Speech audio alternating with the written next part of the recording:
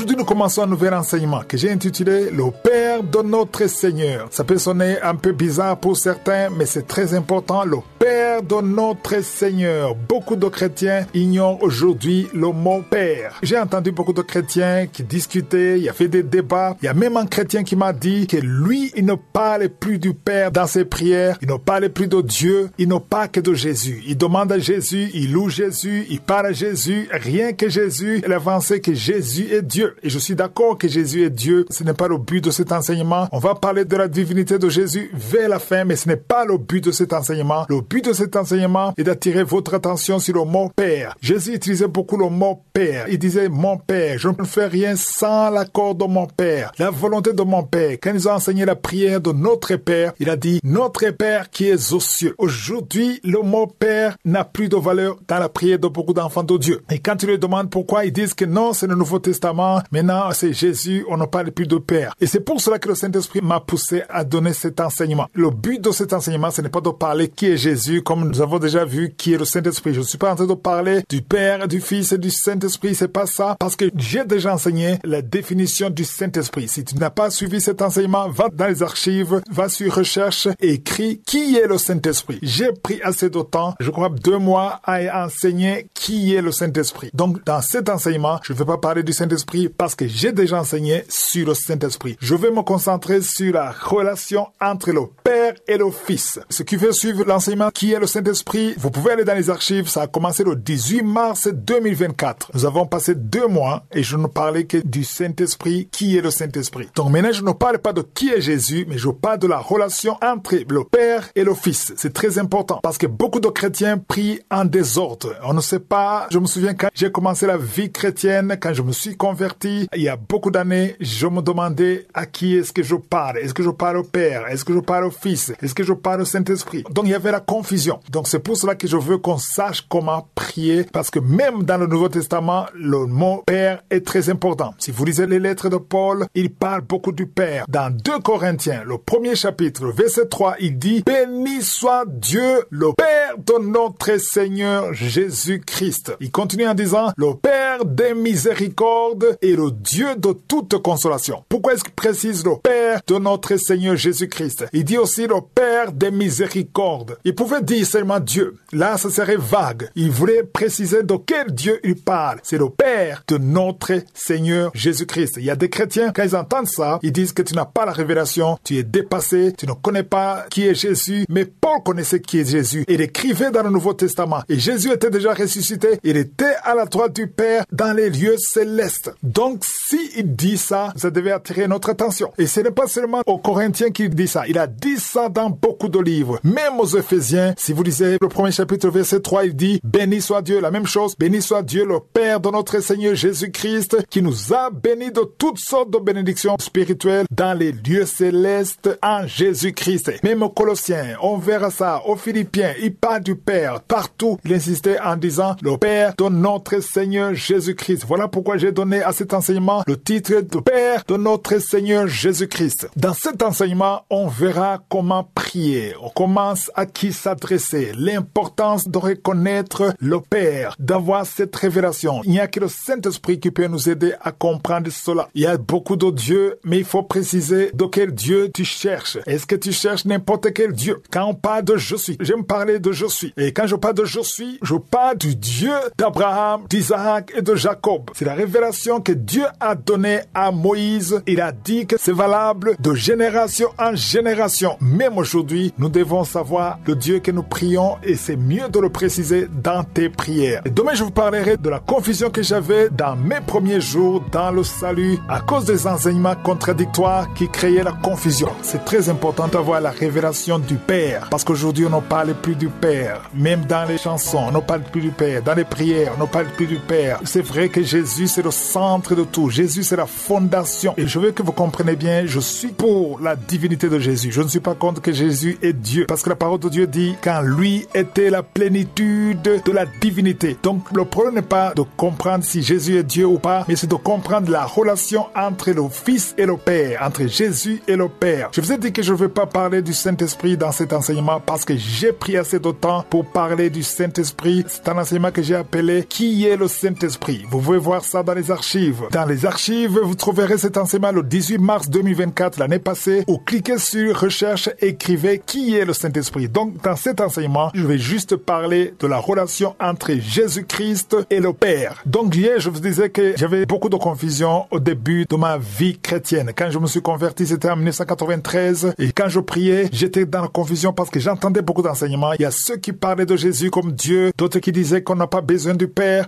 On nous parlait du Père, du Fils et du Saint-Esprit. Et quand je priais, à un certain moment, je me rendais compte que j'ai parlé au Père. Et je me dis, oh, j'ai oublié de parler au Fils. Et je change, et je commence à parler au Fils. Et à un certain moment, je me dis, ah oui, j'ai aussi oublié de parler au Saint-Esprit. Et j'étais dans son jeu et ça m'a fatigué beaucoup parce que j'étais bébé spirituel. Je ne comprenais pas comment prier. Voilà pourquoi je donne cet enseignement, parce que je sais qu'il y a ceux qui ont encore cette confusion. À cause des enseignements que vous avez entendus, il faut comprendre que je ne suis pas contre la divinité de Jésus, mais je veux qu'on comprenne la relation entre le Fils et le Père, parce que quand tu pries, c'est très important de comprendre cela, et surtout qu'il faut comprendre que tout ce qui se passe, c'est pour la gloire de Dieu le Père. C'est ce que nous allons voir dans la parole de Dieu. Parce que si je reviens dans 2 Corinthiens au premier chapitre, le premier verset, il dit, Paul, apôtre de Jésus-Christ, par la volonté de Dieu, le frère de Timothée, à l'église de Dieu qui est à Corinthe, et à tous les saints qui sont dans toute la caille. Ici, on voit qu'il parle de la volonté de Dieu. Mais au verset 2, il dit que la grâce et la paix vous soient données de la part de Dieu, notre Père, et du Seigneur Jésus-Christ. Je répète, que la grâce vous soit donnée de la part de Dieu, notre Père, et du Seigneur Jésus-Christ. On voit bien que Paul sait très bien ce qu'il est en train de dire. Il dit de Dieu, notre Père, et du Seigneur Jésus-Christ. Au verset 3, il dit, béni soit Dieu, le Père de notre Seigneur Jésus-Christ, le Père des miséricordes et le Dieu de toute consolation. Vous verrez souvent que dans les croisades, je commence souvent à dire, je donne gloire à Dieu le Père. Parce qu'il y a ceux qui voient ça et ils croient que je n'ai pas la révélation de Jésus-Christ, qui est Jésus-Christ. J'ai la révélation de qui est Jésus-Christ, mais je sais que le Saint-Esprit veut qu'on honore le Père et savoir qui est le Père. Parce que tout ce que nous le faisons au nom de Jésus pour la gloire de Dieu le Père. Donc on verra ça dans cet enseignement. Et là, je parlais des Corinthiens. Maintenant, quand Paul s'adresse aux Éphésiens, au premier verset, il dit la même chose. Paul, apôtre de Jésus-Christ, par la volonté de Dieu, aux saints qui sont à Éphèse et aux fidèles en Jésus-Christ. Verset 2, que la grâce et la paix vous soient données de la part de Dieu, notre Père, et du Seigneur Jésus-Christ. C'est la même chose. Et au verset 3, il dit, béni soit Dieu le Père de notre Seigneur Jésus-Christ, qui nous a bénis de toutes sortes de bénédictions spirituelles dans les lieux célestes en Jésus-Christ. Ça, ce n'est pas par hasard qu'il répète tout le temps Dieu le Père et notre Seigneur Jésus-Christ. Dans Colossiens, quand ils écrivent aux Colossiens, notre Église, il dit au verset 2, aux saints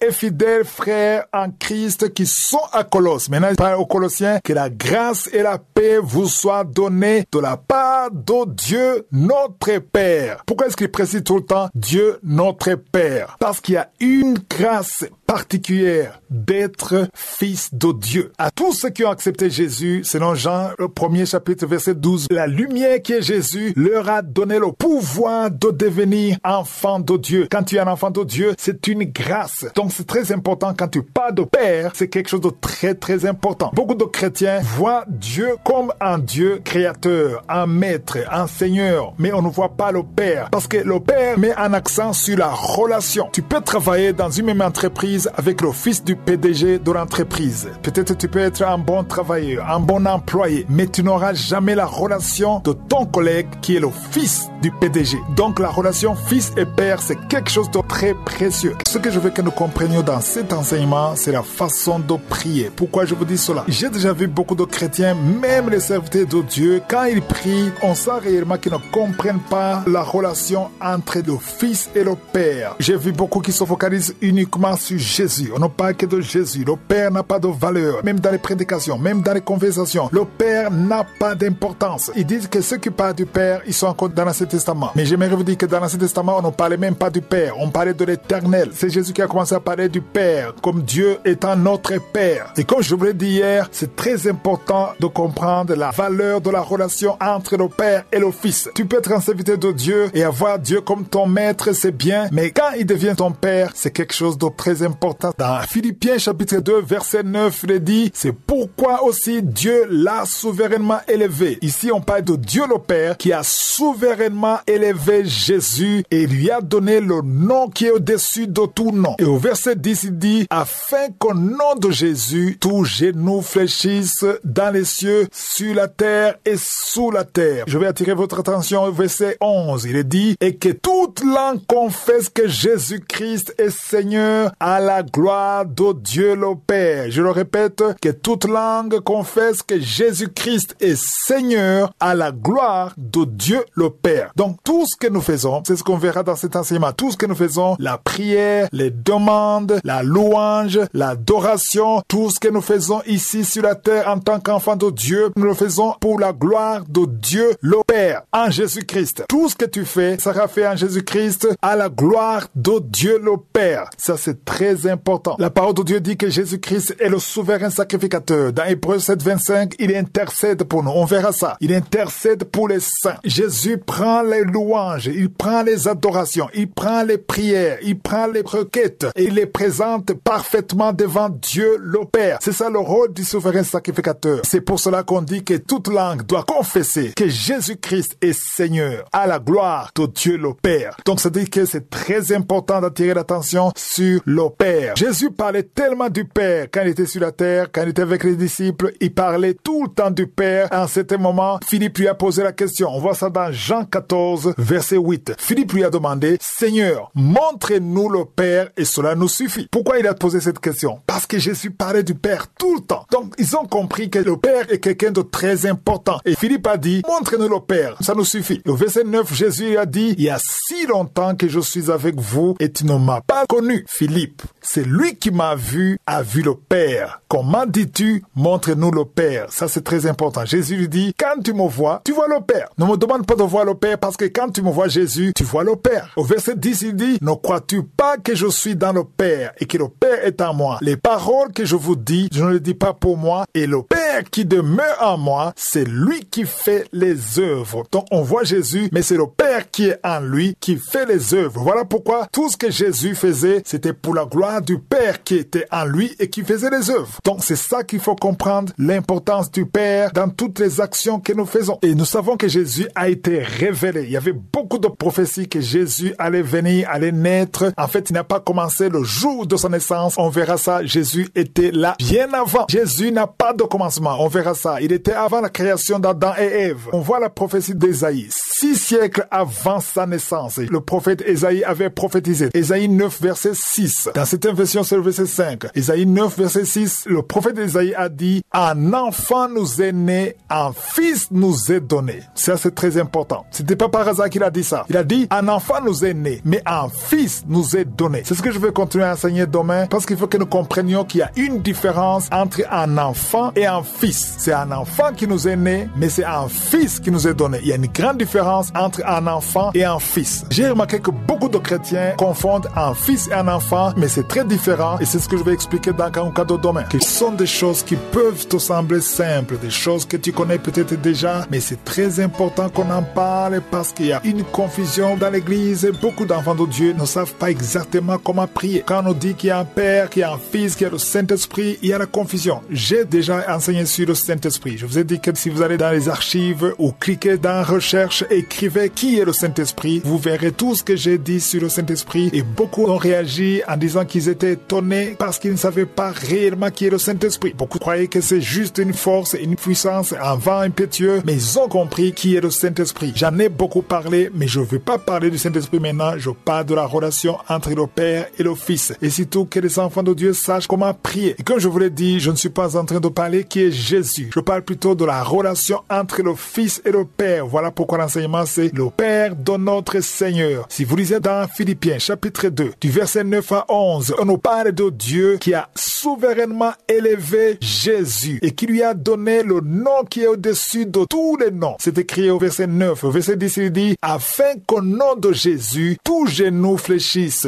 dans les cieux, sur la terre et sous la terre. Au verset 11, il dit que toute langue doit confesser que Jésus-Christ est Seigneur à la gloire gloire de Dieu le Père. Ça, c'est très important. J'insiste beaucoup sur ça. Toute langue doit confesser que Jésus-Christ est Seigneur à la gloire de Dieu le Père. Donc, tout ce qui se passe, l'adoration, tout ce que nous faisons, les offrandes, l'acte de louange, tout ce que nous faisons, c'est pour la gloire de Dieu le Père. Ça, c'est très important. Beaucoup de gens l'ignorent. Ici, je dois préciser que même si tu ne savais pas ça, ça ne veut pas dire que tes prières ne sont pas exaucées. Ça ne veut pas dire que Dieu ne t'écoute pas. Dieu t'écoute. Mais le but de cet enseignement, c'est que le Saint-Esprit veut que tu saches les choses qu'il faut avec précision, selon que Dieu veut que tu le saches. Vous verrez cela dans toutes les lettres de Paul. Il s'est bien distingué. Il parle de Dieu le Père. Il dit que tout c'est pour la gloire de Dieu le Père. C'est pourquoi Jésus a dit à Philippe que c'est lui qui le voit aussi le Père. Ça, on va revenir. Je vais beaucoup parler sur ça et il faut qu'on sache que Jésus n'a pas existé le jour où il était conçu dans le sein de Marie. Et ça, tu me diras que tout le monde le sait, mais je te dis qu'il y a ceux qui ne le savaient pas, qui croient que Jésus a commencé le jour où il était dans le sein de Marie. Hier, j'ai terminé en vous montrant dans Ésaïe 9 comment le prophète Ésaïe avait prophétisé la venue de Jésus 6 siècles avant. Et dans cet enseignement, on verra que Jésus existait bien longtemps avant qu'Adam et Ève soient créés. Il était là et c'est lui qui a tout créé, les choses visibles, invisibles, et il s'est proclamé lui-même Alpha et Oméga. C'est-à-dire qu'il n'a pas de commencement et il n'a pas de fin. Avant de commencer cet enseignement, j'ai posé une question à mon enfant et je lui ai dit, quand est-ce que Jésus est né? Il m'a répondu en disant, il est né le 25 décembre. Je lui ai dit que le 25 décembre, d'abord, c'est faux. La date est fausse. C'est parce que lui, il croyait que le 25 décembre, c'est le jour où Jésus est né. D'abord, il n'est pas né le 25 décembre. Et Jésus, quand il est né, ce n'est pas le jour où il a commencé. C'est-à-dire que c'est le jour où il est venu sur la terre. Mais il existait bien avant. Ça, c'est très important. Donc, dans Ésaïe 9, verset 6, si vous avez lu Ésaïe 9, verset 6, dans d'autres versions, c'est le verset 5, il dit, un enfant nous est né et un fils nous est donné. Deux choses différentes. Ici, on parle d'un enfant et d'un fils. Il y a une différence entre un enfant et un fils. Un enfant est encore immature, mais un fils, c'est celui qui peut hériter. Un enfant n'hérite pas, c'est le fils qui hérite. Les images que vous voyez dans certaines doctrines, quand vous voyez une mère avec un bébé, on dit que le bébé c'est Jésus, ça c'est l'ignorance. Le Jésus qui a sauvé le monde, ce n'est pas l'enfant, mais c'est le fils. C'est pour cela qu'il a commencé son ministère à 30 ans, parce qu'il fallait qu'il grandisse et qu'il devienne un homme. Et avant de terminer l'exhortation d'aujourd'hui, j'aimerais vous montrer ce que Ésaïe a dit sur Jésus au verset 6. Ésaïe 9, verset 6, il a dit, un enfant nous est né, un fils nous est donné, et la domination reposera sur son épaule. On l'appellera admirable, conseiller, Dieu puissant, Père éternel, prince de la paix. Alors là, on voit que ce n'est pas un simple enfant, c'est quelqu'un de spécial, parce qu'on dit que toute la domination reposera sur son épaule. Et on l'appellera admirable, conseiller, Dieu puissant, Père éternel, prince de la paix. Cela change la façon dont beaucoup d'entre nous voient Jésus. Si je vous ai dit que j'insiste sur la relation entre le Fils et le Père, et nous avons compris que tout ce qui se passe, tout ce que nous faisons ici, c'est pour la gloire de Dieu le Père. Beaucoup n'accordent pas beaucoup d'importance au nom du Père, même si Jésus nous a enseigné la prière de notre Père, que certains répètent textuellement tel que Jésus l'a dit, mais c'était un modèle que Jésus nous donnait pour nous enseigner comment prier. Ainsi, dans cet enseignement, j'aimerais que nous comprenions que tout ce que nous faisons ici doit contribuer à la gloire de Dieu le Père. Voilà pourquoi dans beaucoup de lettres, Paul commence en disant « Béni soit notre Dieu, le Père de notre Seigneur Jésus-Christ ». Certains ne comprennent même pas pourquoi Paul dit « Béni soit notre Dieu ». Notre Dieu doit être béni. Comment est-ce que tu peux bénir quelqu'un qui a tout ce dont il a besoin? Parce que beaucoup de chrétiens vont devant Dieu rien que pour être bénis. Mais il faut que nous apprenions comment bénir Dieu. Comment est-ce que tu peux bénir Dieu? Quand tu fais la volonté de Dieu, quand tu es soumis, quand tu obéis, quand tu adores, quand tu élèves l'action de grâce, tu es en train de bénir ton Créateur, ton Dieu. C'est pour ça que Jésus nous a dit de prier en disant « Notre Père qui es aux cieux, que ton nom soit sanctifié ». Quand tu sanctifies le nom de Dieu, tu es en train de le bénir. Hier, j'ai terminé en vous parlant d'Ésaïe, chapitre 9, verset 6. Dans d'autres versions, c'est verset 5.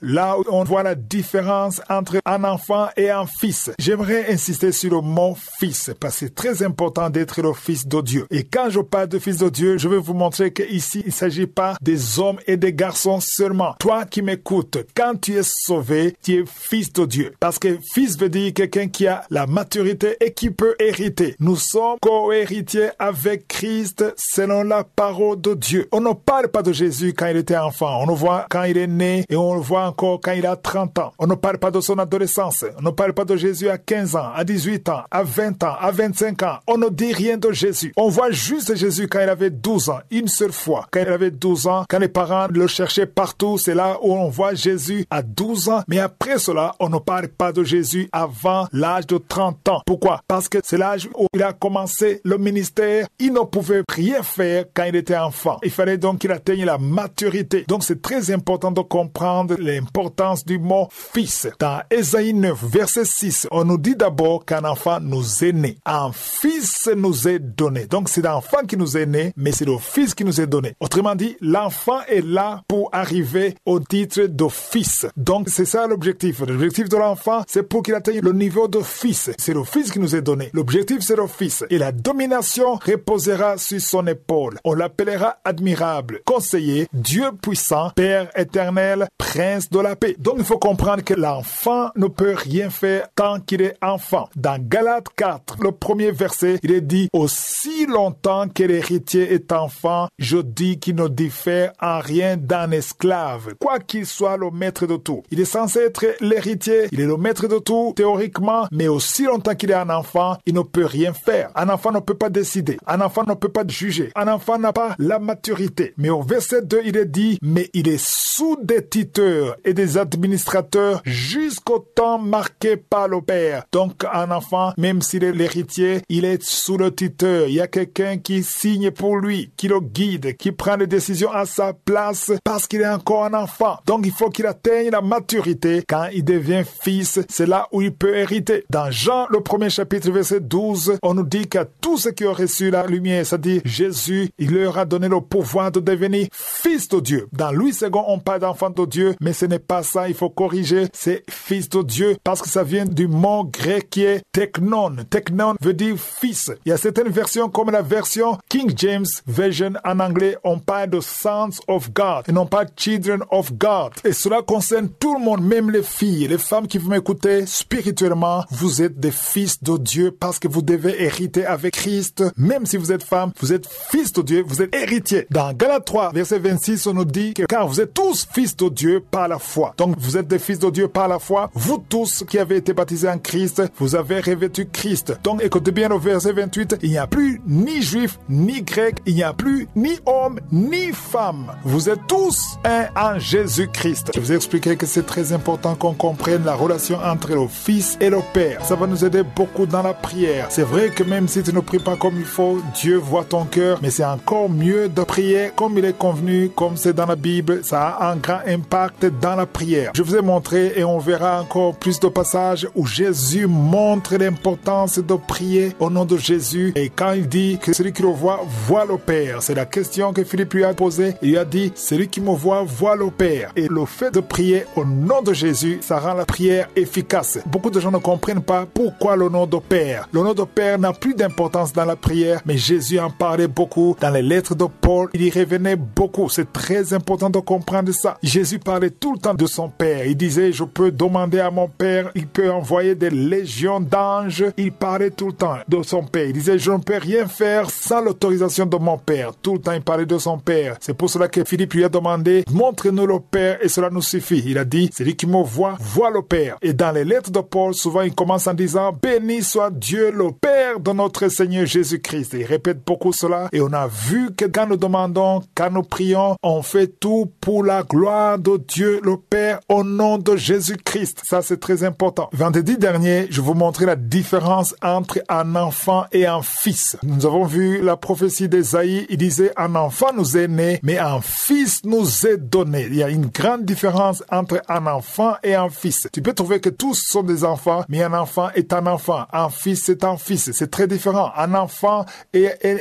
n'hérite pas. C'est ça qui est important spirituellement parlant. Un enfant n'hérite pas. Il est l'héritier, bien sûr, mais il faudra un temps pour grandir et devenir un fils. Il n'y a que des fils qui héritent. Un enfant ne peut pas hériter. Et la parole de Dieu dit que nous sommes co-héritiers avec Christ. Voilà pourquoi il faut être un fils pour pouvoir hériter. Qu'est-ce qu'on hérite? On hérite la puissance que Jésus a eue après la résurrection. version, on hérite la grâce et la faveur de Dieu en Jésus-Christ. On hérite toutes les promesses liées à Jésus-Christ parce que nous sommes co-héritiers avec lui. Dans Jean, le 1er chapitre, le verset 12, on dit que tous ceux qui ont reçu Jésus, tous ceux qui ont reçu la lumière, ils ont eu le pouvoir de devenir fils de Dieu. Dans Louis II, on dit qu'on a le pouvoir de devenir enfant de Dieu, mais j'aimerais corriger et vous dire que la version originale, ce n'est pas le français, la version originale, c'est le grec. Et dans le grec, on utilise le mot teknon. Teknon veut dire fils, T-E-K-N-O-N. Teknon, ça veut dire fils. Même dans d'autres versions, comme la version King James Version, on parle pas de children, on parle de sons. Donc, il y a une différence entre enfant et fils. Donc, si dans ta Bible c'est écrit enfant, il faut savoir que la version originale, ce n'est pas enfant. La version originale, c'est fils. J'insiste sur le mot fils parce que spirituellement parlant, ça a une grande importance. Dans Galates chapitre 4, du 1er au 2e verset, on dit qu'aussi longtemps que l'héritier est un enfant, je dis qu'il ne diffère en rien d'un esclave, quoi qu'il soit le maître de tout. Donc, un enfant qui est héritier, aussi longtemps qu'il est un enfant, il n'est pas différent d'un esclave. Même si c'est lui qui est héritier, aussi longtemps qu'il est un enfant, il dépend des autres. Verset 2, il dit, il est sous des tuteurs et des administrateurs jusqu'au temps marqué par le Père. Donc, pour pouvoir hériter tout ce que Dieu nous a donné à travers Jésus, il faut être le fils de Dieu parce que c'est ça la bénédiction de fils de Dieu. Et quand je parle de fils de Dieu, ici, je parle de tout le monde. C'est-à-dire même les femmes et les filles. Spirituellement parlant, vous êtes des fils. Je vous l'ai toujours dit. Parfois, les femmes sont choquées quand je dis ça, mais il faut lire dans Galates 3, verset 26. Galates chapitre 3, verset 26, il est dit, vous êtes tous fils de Dieu par la foi en Jésus-Christ. Même les femmes, les filles, vous êtes tous fils de Dieu par la foi en Jésus-Christ. Donc vous êtes héritiers. Parce qu'au verset 28, il est dit qu'il n'y a plus ni juif, ni grec, ni esclave, ni libre, ni homme, ni femme, car vous êtes tous en Jésus-Christ. Si vous êtes en Christ, vous êtes donc la postérité d'Abraham, héritier selon la promesse, sans considérer le genre, que vous soyez homme ou femme, spirituellement parlant, vous êtes héritier. Donc c'est important de savoir comment prier. Avant, je vous ai dit comment j'étais dans la confusion quand j'étais bébé spirituel. Je ne savais pas si je m'adressais au Père. Et puis, parfois, je me demandais est-ce qu'il faut maintenant m'adresser au Fils ou au Saint-Esprit. Et aujourd'hui, il y a ceux qui ont encore cette confusion, ce qui ne veut pas dire que Dieu n'écoute pas, même si tu le fais un désordre, mais c'est encore mieux de savoir à qui s'adresser, comment prier avec précision et ça rend la prière efficace. Voilà. Hier, je vais terminer en vous disant que nous allons parler de comment approcher Dieu, comment demander, parce que pour demander, il faut d'abord approcher la personne que tu veux demander. Je sais que toute personne qui m'écoute maintenant a besoin. Tu veux quelque chose venant de Dieu. Tout le monde, même celui qui est le plus riche, qui a les moyens, c'est vrai, tu es béni, mais il y a quelque chose qui manque. On a toujours besoin de quelque chose venant de Dieu. Et pour atteindre Dieu, il y a un chemin. Si par exemple tu veux aller rencontrer un président d'un pays ou un ministre ou un gouverneur, tu peux pas juste le voir comme ça. Il y a un protocole, il y a un chemin à suivre. De la même façon qu'il y a un protocole pour approcher et atteindre un homme important, il y a un protocole pour atteindre Dieu le Père. Si vous lisez dans Jean 14, verset 4, Jésus a dit, vous savez où je vais et vous en savez le chemin. Parce que Jésus a parlé à un Simon qui savait le chemin. Et Thomas lui a répondu au verset 5 en disant, Seigneur, nous savons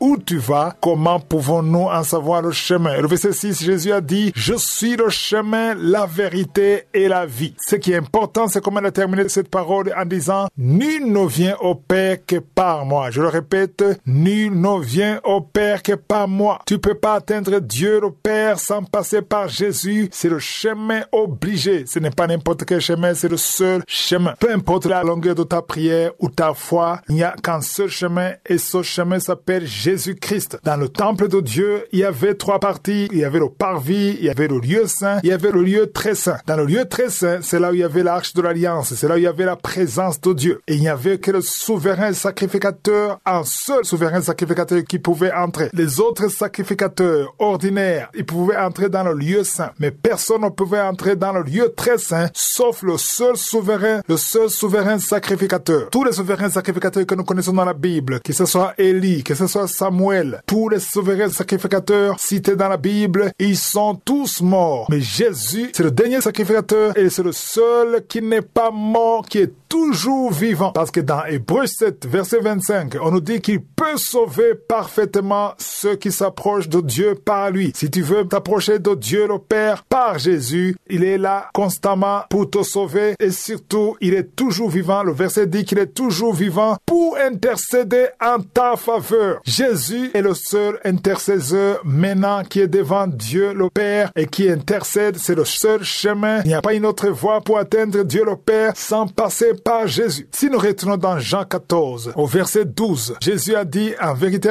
je vous le dis, c'est lui qui croit en moi fera aussi les œuvres que je fais. Il en fera de plus grandes parce que je m'en vais au Père. Jésus est allé au Père et dit, si tu crois en lui, tu feras des choses que même Jésus n'a pas faites. Pourquoi? Parce que Jésus est maintenant auprès du Père. Il a opéré pendant 3 ans. Il a fait des miracles. Il a délivré beaucoup de personnes pendant 3 ans. Jésus avait seulement 3 ans. Mais le reste, il est allé continuer de le faire à partir du trône à la droite du Père. Maintenant, Jésus est en train d'opérer. Donc, il n'a pas arrêté. Il a arrêté dans la chair, dans le corps, mais il a quitté le corps. Il est assis à la droite du Père et il continue de faire des miracles à travers ses serviteurs. C'est pour ça qu'il dit que celui qui croit en lui fera aussi des choses plus grandes qu'il n'a pas faites. En fait, c'est lui toujours qui le fait. Même si Dieu te donne un don, par exemple de guérison, tu pries pour les malades, des maladies incurables, ils guérissent, c'est Jésus qui est en train de le faire. Et il dit qu'il y a des choses qu'il n'a pas fait que les autres feront. Par exemple, aujourd'hui, tu peux prier pour quelqu'un à travers un audio et à distance sur un autre continent et la personne est guérie. Jésus n'a jamais fait ça sur la terre, mais il le fait maintenant à travers toi. Donc Jésus continue de faire des miracles, même aujourd'hui, à travers ses serviteurs. Le verset 13, il dit, et tout ce que vous demanderez à mon nom, je le ferai afin que le Père soit glorifié dans le Fils. Je vais continuer à expliquer cela dans Kanguka de demain, mais ce qu'il faut comprendre, c'est que même si Jésus n'est pas ici sur la terre, il a continué à faire tout ce qu'il fait à partir de là où il est sur le trône à la droite du Père. C'est pour cela qu'il a dit à ses disciples, encore un peu de temps vous ne me verrez plus et encore un peu de temps vous me verrez. Il a dit ça dans Jean 16, verset 16. Il voulait dire que même s'il part, il continue à opérer à partir du ciel. Hier, je vous parlais des choses très importantes en rapport avec la manière dont nous devons prier. Il est bon que tu saches comment prier, surtout que beaucoup ignorent sans le savoir à qui s'adresser ou par qui passer. Parce que j'ai entendu des chrétiens qui disent qu'ils ont des noms des saints. Ils disent des noms des saints par qui ils passent, espérant que Dieu va les écouter. Alors, il faut comprendre qu'aucun saint ou aucun nom dans la Bible ne peut être le chemin par lequel tes prières peuvent être exaucées. Dieu le Père n'écoute que les prières priées au nom de Jésus. Pas de saint, pas de nom. Il y a quelqu'un qui m'a dit qu'il parle même à son ange. Tu n'as pas parlé à ton ange. Ton ange est là parce que Dieu l'a ordonné d'être là pour toi. Il est là pour te protéger. Il marche avec toi partout. Si tu es sauvé, si tu es né de nouveau, un ange de Dieu est avec toi partout et tu n'as pas à le remercier. J'ai entendu quelqu'un qui avant de dormir, il parle à son ange et il remercie son ange. L'ange est là parce qu'il est ordonné d'être là. Les enfants d'un chef d'État ont des gardes du corps. Les gardes du corps sont là pas parce qu'ils aiment l'enfant, mais parce qu'ils ont l'ordre de protéger les enfants du chef d'État. Donc les enfants n'ont pas à remercier le garde du corps de le protéger, mais l'enfant doit comprendre que le garde du corps est là parce qu'il a reçu l'ordre. Donc les anges qui sont là, ils sont là parce qu'ils sont ordonnés. Donc il n'y a pas un autre chemin. Le seul chemin par lequel Dieu peut t'écouter, c'est le chemin qui s'appelle Jésus. Jésus a dit lui-même, je suis le chemin, la vérité et la vie. Nul ne vient au Père que par moi. Il a dit ça dans Jean 14,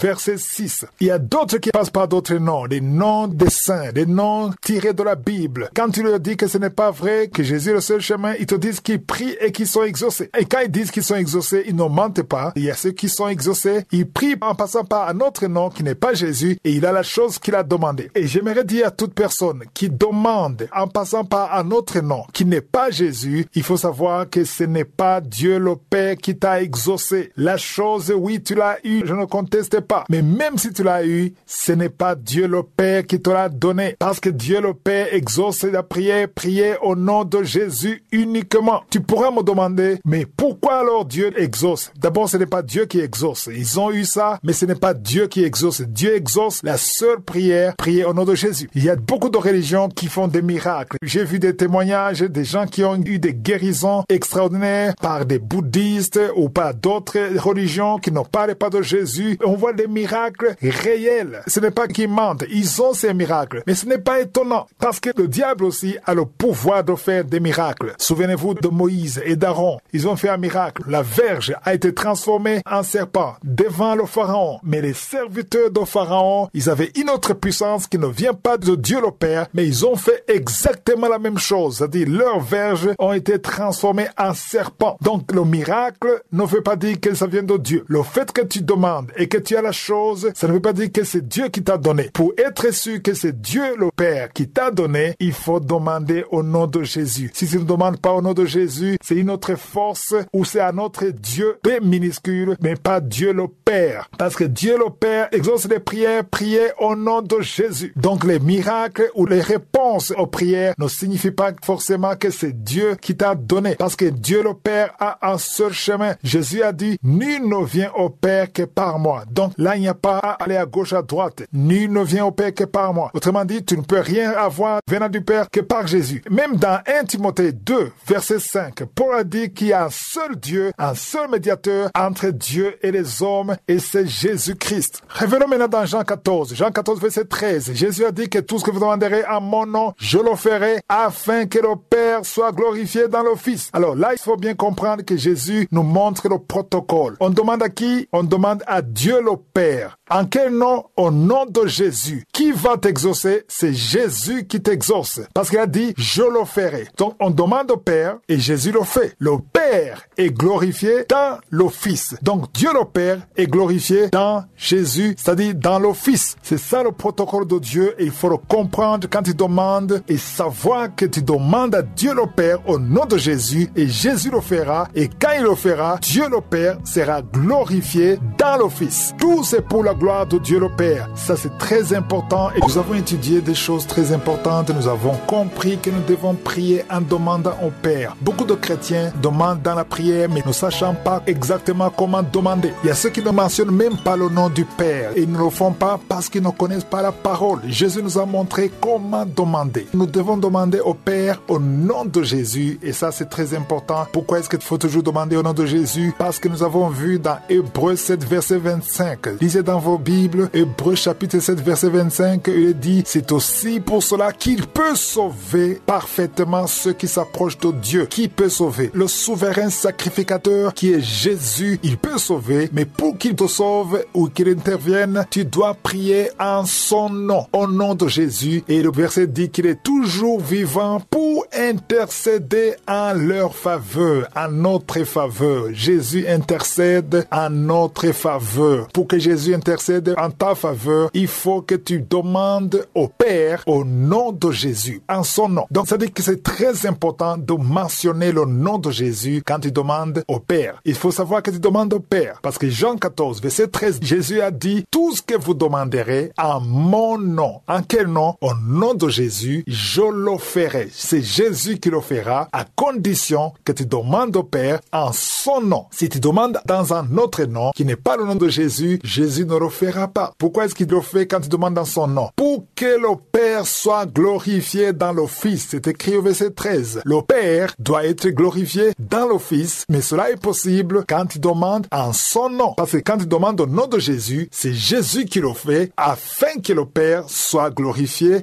dans Jésus qui est le Fils. Et le verset 14 dit, si vous demandez quelque chose en mon nom, je le ferai. Pourquoi on met le si? Le si, ça veut dire c'est une condition. La condition pour que Jésus le fasse, c'est que tu dois demander au Père au nom de Jésus. En tant que souverain sacrificateur qui est constamment devant le Père, qui intercède pour nous, il va présenter tes requêtes devant Dieu. Ça dit qu'il faut demander au nom de Jésus. C'est impératif que tu demandes au nom de Jésus. Il y a ceux qui demandent dans d'autres noms, des noms des saints, des noms qui sont dans la Bible. Peu importe le nom qui est dans la Bible, mais ça doit être le nom de Jésus. Parce que Dieu écoute la prière priée au nom de Jésus. Pourquoi? Parce que c'est le seul qui n'a pas péché, qui a vécu sur la terre, qui n'a pas péché. Tous ceux qui sont mentionnés dans la Bible, tous les noms que tu connais dans la Bible, tous, sans exception, ont péché. Mais Jésus, c'est le seul qui n'a n'a jamais péché. Voilà pourquoi son sang est précieux. Nous sommes justifiés par son sang. Voilà pourquoi sa prière est d'une grande valeur aux yeux de Dieu, parce que c'est le seul qui n'a jamais commis de péché. Tous les noms que tu peux mentionner dans la Bible, ils ont péché. Les personnes que tu peux mentionner, ils ont péché. Donc c'est le seul Jésus, souverain sacrificateur, qui est accepté. Et ça, c'est très important. Et le verset 13 dit, Jésus le fera pour que le Père soit glorifié dans le Fils. On voit la gloire de Dieu le Père. Dieu est toujours jaloux quand il s'agit de sa gloire. Dieu aime tellement sa gloire. Si tu veux que Dieu soit glorifié, il faut demander au Père au nom de Jésus. Si tu demandes dans d'autres noms, tu peux être exaucé peut-être, mais ce n'est pas le Père qui te l'a donné et ce n'est pas Jésus qui l'a fait. C'est ça. Quand c'est Jésus qui le fait, il faut respecter le protocole. C'est-à-dire, il faut demander au Père au nom de Jésus. Il y a des chrétiens qui ne mentionnent même pas le Père dans la prière. On ne parle pas de Père du tout. Alors que Jésus nous a montré comment prier en disant notre Père qui est aux cieux. Donc le Père est très important, mais surtout au nom de Jésus, et c'est Jésus qui le fait à condition que tu le demandes en son nom. Je vais être clair que si tu demandes pas une autre voie, peut-être tu ne faisais pas ça, tu ne demandais pas au Père au nom de Jésus, et je ne dis pas que Dieu ne t'entend pas. Ce n'est pas ce que j'ai dit. Mais je dis que si tu demandes selon ce que Dieu veut, ce que la parole de Dieu nous demande, ce que Jésus nous a dit, la prière aura un grand impact. Pourquoi est-ce que j'insiste sur le fait de demander au Père? Parce que nous aussi, c'est notre Père. Souvenez-vous, Jésus a dit, notre Père qui est aux cieux. La parole de Dieu dit que nous sommes co-héritiers avec Christ. Ça dit que nous héritons avec Christ la grâce qui vient du Père. Tout ce que tu demanderas au Père au nom de Jésus, Jésus le fera pour que le Père soit glorifié